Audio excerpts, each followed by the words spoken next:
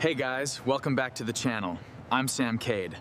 Today I'm learning that 4 a.m. is not a real time. It should not exist. I've landed in San Francisco April 18th, 1906. Pre-dawn, I've got about an hour before sunrise. Before we start, something happens today. Nobody I meet knows it's coming. Let's go explore. Okay, it's freezing, colder than I expected for California. I'm in North Beach, near the bakeries. The whole block smells like yeast and wood smoke. A guy's loading glass milk bottles onto a wagon. He just nods at me. Totally normal morning. For him, anyway. This city is huge right now. Around 400,000 people live here in 1906. It's the richest city on the West Coast. I'm walking past these gorgeous stone buildings. Built during the gold rush boom years.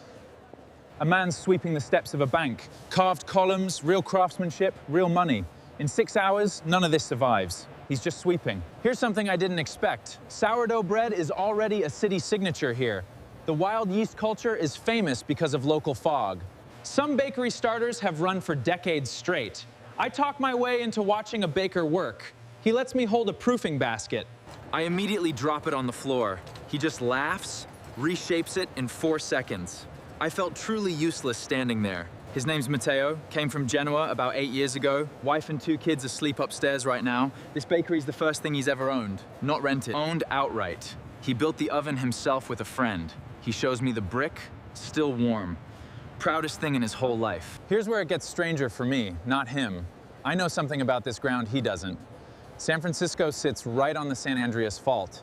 Pressure's been building here for decades. Nobody in 1906 has real seismic science. Plate tectonics isn't even a concept yet. Matteo just thinks it's a normal Wednesday. We walk to drop bread at a grocer. First real conversation on this whole trip. He asks where I'm from. I panic and say, back east. He just nods. Half the city's from somewhere else. He tells me his daughter wants to teach school. He tells me the fog usually burns off by 9. Small stuff, human stuff. I want to say something, I obviously can't. By 5 a.m., the city's waking up in layers. Fishermen heading down toward the wharf. A milkman working 2 streets over. A dog barking at absolutely nothing. I keep checking the sky. I know exactly what time it is. I'm heading down toward the waterfront now. That's the ferry building up ahead. Finished back in 1898, clock tower and all. Right now, it's one of the busiest terminals in the country. Tens of thousands of commuters pass through here daily. Ferries in from Oakland, from Sausalito, everywhere. Nobody's rushing yet. It's too early for the real crowds. Look, a cable car is actually running already. These things have been around since 1873. A guy named Andrew Halliday built the very first line. Right now there's over 100 miles of track citywide. I try to hop on and the operator just laughs at me. Apparently I'm doing it wrong, every time. Let's head up toward Nob Hill real quick. This is where the serious money lives. Railroad fortunes, mining fortunes, banking fortunes, all up here. These mansions are enormous, genuinely over the top. One of them belongs to Mark Hopkins, railroad money. Another one's the Crocker family, same era, same wealth. It's quiet up here. Too quiet, honestly, this early. Okay, this part's actually incredible. Chinatown's just waking up too. At this point, it's the largest Chinese community outside Asia itself. Grant Avenue's already got shops opening, lanterns still lit. I can hear someone prepping food a few doors down. There's real tension in this city around this neighborhood, historically. But right now, this early, it's just people starting their day. Let me show you the Palace Hotel. It's close by.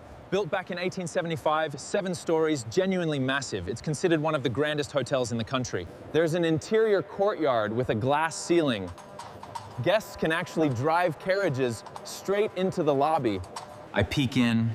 A night clerk just stares at me. Fair reaction, given how I look right now.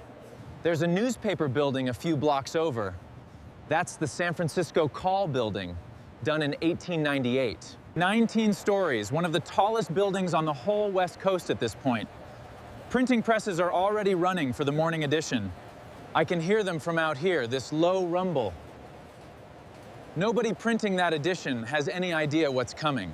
There's a theater a couple streets from here, the Grand Opera House, big, ornate, columns out front. I'm told there was a performance there 2 nights ago. Enrico Caruso himself singing Carmen, packed house, Wild to think about, standing here right now. Some of that audience is still asleep in this city. Let's swing back toward the water. Fishermen are already prepping their boats here. This is before what people later call Fisherman's Wharf really booms. Right now, it's mostly Italian and Genoese fishing families working these docks. Nets, small boats, real early morning grind. Let me walk you through South of Market real quick. This area is mostly working class here, tightly packed. A lot of wood frame housing, boarding houses, small shops. Totally different feel from Nob Hill, just minutes away. You can really feel the class divide just walking through it. Laundry lines everywhere, kids' toys left out on stoops. There's a fire station a few blocks over. Quiet right now. I actually see the chief walking out, checking the morning. San Francisco's fire department is considered genuinely excellent for this era. Well-equipped, well-trained, real professional pride in it. Union Square is just a few blocks up from here. Quiet right now, a few benches, some trees. This whole area is going to be totally reshaped later this century. Right now, it's just a normal public square, pre-dawn, empty. A street sweeper's working the far corner, slow and steady. Let's head back toward the produce district for a second. This is where the wholesale markets are already stirring. Wagons full of vegetables coming in from outlying farms. Guys are shouting prices at each other, half joking, half serious. It's loud here in a way nowhere else has been yet. Actual energy, actual noise, this early. I want to show you City Hall real quick too. It's honestly one of the most impressive buildings I've seen all morning. Huge dome, marble everywhere, took decades to finish. Okay, look at this though. Nobody here is rushing. Nobody's worried about anything. A guy's just sweeping his doorstep like it's any other Wednesday. A kid runs past chasing a hoop, laughing. Someone's arguing with a fish vendor over price. This is just a normal day to them. I'm walking through these streets now, just looking. A woman's hanging laundry off a second-floor window. Two guys are unloading crates off a delivery cart. Somebody's playing music, faintly, a few blocks down. A baker's carrying trays out to a cart, still steaming. It's just a city, waking up, doing what cities do every single morning. And I keep thinking, this street, this exact street, is never gonna look like this again. Not this building, not this wall, not this version of any of it. And nobody around me has any idea. They're just living in it. I checked the time again. It's almost 5:12. This is it, guys, here. This is the actual moment. Right here, right now, is when everything about this city changes. Not in an hour. Right now.